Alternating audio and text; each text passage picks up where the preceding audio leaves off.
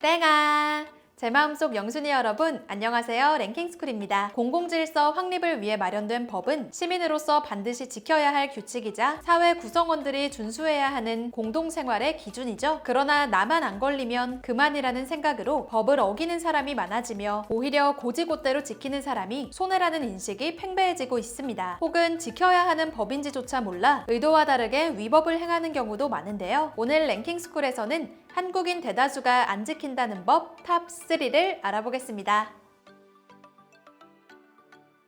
탑 3. 거리 흡연.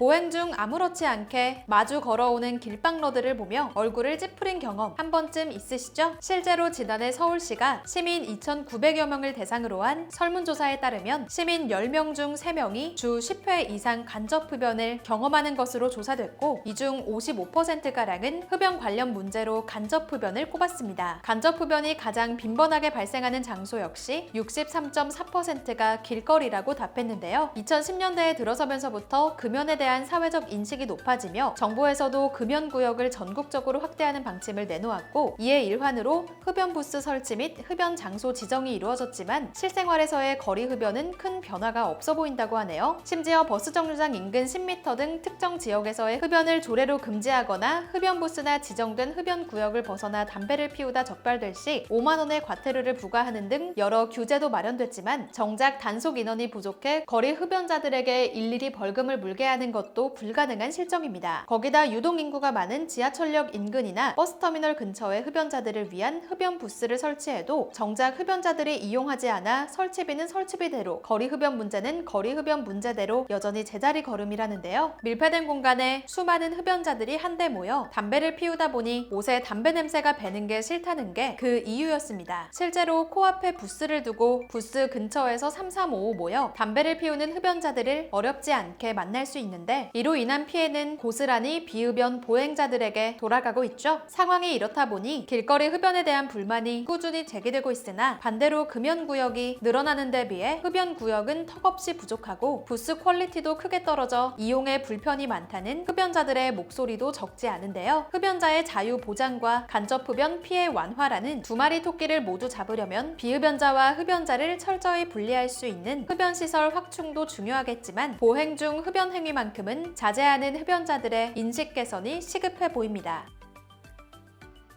탑 2. 자전거 타고 횡단보도 건너기. 국내 자전거 인구 1,300만 시대 각 지자체별로 공공 자전거 서비스를 확충하며 주차 난도 해소하고 환경에도 이로운 자전거 타기를 시민들에게 적극 권장하고 있죠. 이와 더불어 자전거 전용 차로, 자전거 전용 도로, 자전거 보행자 겸용 도로, 자전거 우선 도로 등 총 4가지 형태의 자전거 도로 조성도 이루어지며 매년 그 비율 역시 늘어나는 추세인데요. 그런데 자전거 사용자가 많아지면 많아질수록 관련한 위법 행위 역시 고착화되고 있다고 합니다. 그중 가장 대표적인 위법 행위는 바로 자전거를 탄 채로 횡단보도를 건너는 것인데요. 사실 자전거는 법적으로 자동차로 분류된다고 합니다. 그래서 특례 규정에 의한 전용차로나 전용 도로가 없어도 자동차와 나란히 도로 우측 가장자리로 통행할 수 있는데요. 단 사람이 자전거에 탑승한 상태에서만 해당되는 내용이라고 합니다. 자전거를 탑승한 채 도로를 달릴 때는 자동차로, 자전거에서 내려 끌고 걸어갈 때는 보행자로 구분되는 것이죠. 그러나 실생활에서는 아직까지 자전거 탑승자는 보행자로 인식하는 경향이 대부분입니다. 그래서 사람들이 걸어다니는 인도에서 자전거를 탄 채로 위험하게 질주하는 사람들이 있는가 하면 횡단보도를 건널 때도 자전거를 탄 상태로 건너는 사람들도 많은데요. 자동차가 도로를 달리다 방향을 바꾸기 위해 횡단보도에서 핸들을 돌리면 불법이듯 자전거 탑승자 역시 마찬가지입니다. 물론 횡단보도 가장자리에 자전거 표시나 자전거 전용선임을 알 수 있는 그림이 그려져 있다면 자전거에서 내리지 않고 탑승한 채 그대로 횡단보도를 건너도 무방하지만 자전거 이용자를 위한 아무런 표식이 없는 일반 횡단보도라면 반드시 자전거에서 하차한 뒤 자전거를 끌고 걸어서 이동해야 한다고 합니다. 이를 어길 시 도로교통법 27조에 의거하여 자동차, 오토바이 등과 함께 최대 20만 원의 과태료가 부과될 수 있으며 자동차와 접촉사고라도 발생하면 차량대 보행자가 아닌 차 대 차 사고로 분류되기 때문에 과실이 일부 인정돼 불이익을 받을 가능성도 높아진다고 하네요. 아무리 천천히 달린다고 해도 자전거도 엄연한 차로 구분된다는 점 잊지 말고 서로의 안전과 편의를 위해 횡단보도를 건널 때나 인도를 이용할 때는 반드시 내려서 걸어가야 한다는 인식이 자리 잡아야 할 것 같습니다.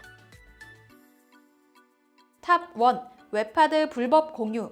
과거 전 국민이 불법 mp3 음원이나 불법 영상을 다운로드하던 때와 비교하면 저작권 보호에 대한 인식 변화가 이루어지며 불법 공유 행태가 많이 개선됐다곤 하지만 2020년 현재까지도 웹하드를 중심으로 한 불법 다운로드 문제는 여전하다고 합니다. 특히 불법 복제 콘텐츠 유통이 국내 사이트를 넘어 SNS, 해외 사이트, 웹하드, 토렌트 등 다양한 경로로 확대되며 TV 프로그램 및 영화는 물론 온라인 게임, 만화, 웹소설까지 미디어 분야 총체적인 문제로 심화되고 있는데요. 한국저작권보호원이 지난해 9월 발표한 불법 복제 콘텐츠 유통 실태 조사 결과에 따르면 2018년 불법 복제물 이용량은 무려 19억 6,700만 개로 이 중 온라인을 통한 유통이 전체 90%에 달하는 17억 6천만 개를 기록했다고 하네요. 뿐만 아니라 국내 만 13세부터 69세 국민 중 2018년 한 해 동안 음악이나 영화, 방송, 게임 등 불법 복제물을 한 번 이상 이용한 경험자는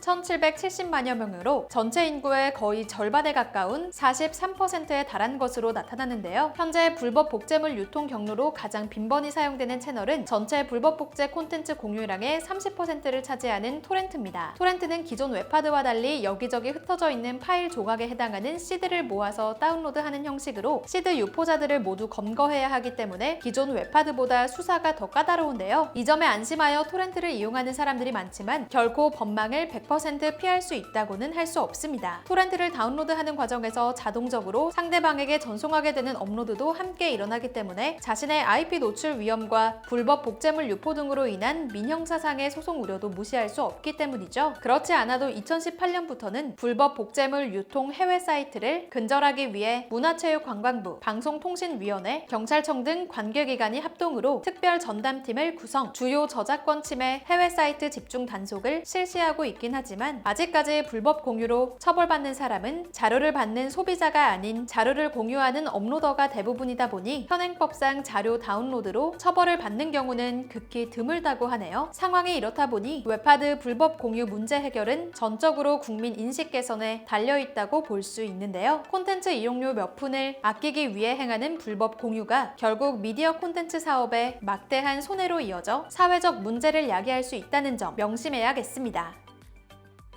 오늘은 반드시 지켜야 하지만 순간의 편의를 위해 너나 할 것 없이 간과하고 있는 법에 대해 알아봤는데요. 오직 나만을 생각한 이기적인 행동이 타인과 사회에 피해를 끼칠 수 있듯 공공의 이익을 위해 감수한 잠깐의 불편이 모두가 행복한 사회로 나아갈 수 있는 디딤돌이 될 수 있지 않을까요? 지금까지 랭킹스쿨이었습니다. 감사합니다.